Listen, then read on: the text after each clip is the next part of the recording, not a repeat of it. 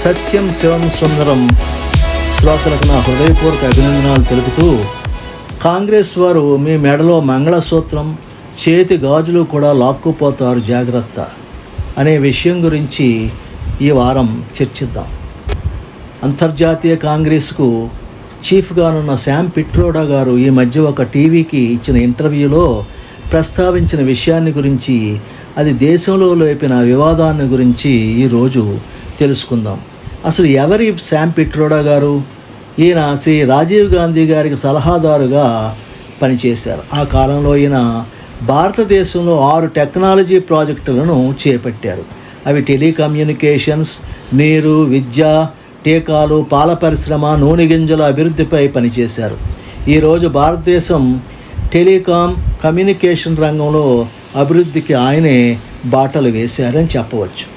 ఆ టీవీ ఇంటర్వ్యూలో Sam Pietro గారు యుఎస్లో కొన్ని రాష్ట్రాల్లో ఉన్నటువంటి వారసత్వపు పన్ను గురించి తెలియజేశారు. యుఎస్లో ఎవరికైనా $100 మిలియన్ ఆస్తి ఉండి ఆ వ్యక్తి చనిపోయినప్పుడు ప్రభుత్వం 55% స్వాధీనం చేసుకొని 45% మాత్రమే వారి పిల్లలకు ఇస్తుంది అని ఈ చట్టం చాలా మంచి గొప్ప చట్టమని అన్నారు. మీరు మీ కాలంలో సంపాదించి చనిపోయినప్పుడు మీ ఆస్తిలో సగం ప్రభుత్వానికి, తద్వారా ప్రజలకు ఇవ్వడం చాలా గొప్ప విషయంగా ఆయన పేర్కొన్నారు.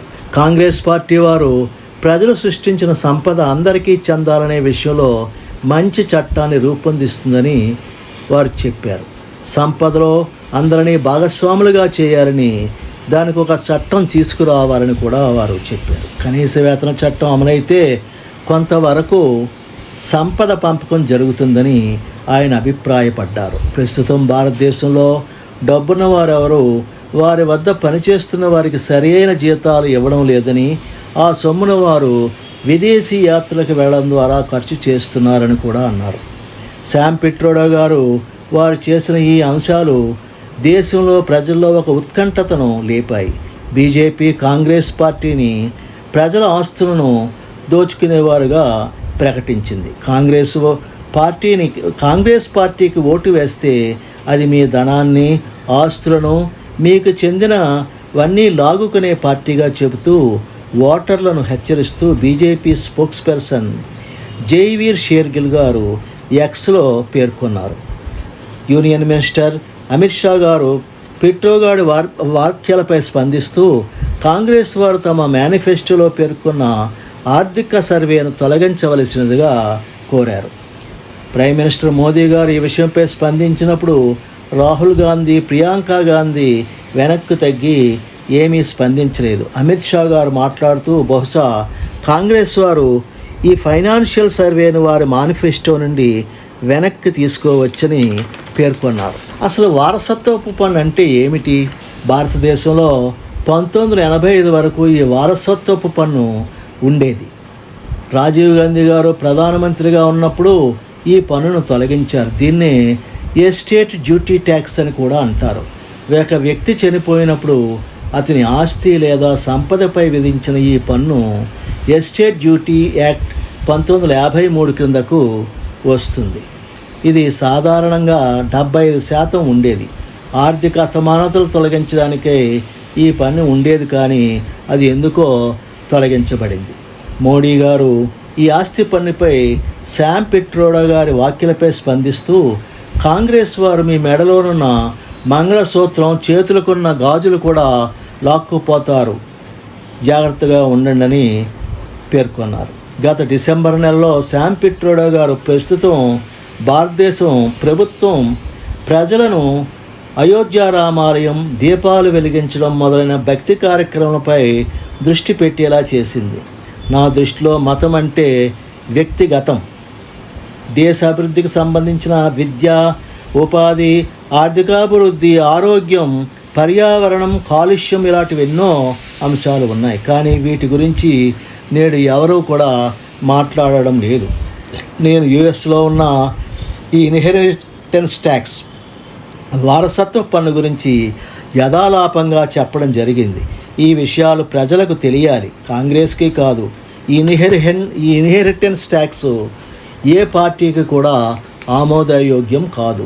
ఛత్తీస్గఢ్లో జరిగిన బీజేపీ పొలిటికల్ యాత్రలో శ్రీ నరేంద్ర మోడీ గారు మాట్లాడుతూ ఈ విషయం కాంగ్రెస్ పార్టీ యొక్క దురాలోచన బయటపెట్టింది. ఇది వారి ఎలక్షన్ మేనిఫెస్టోను చెప్పకనే చెబుతూ ఉందని అన్నారు.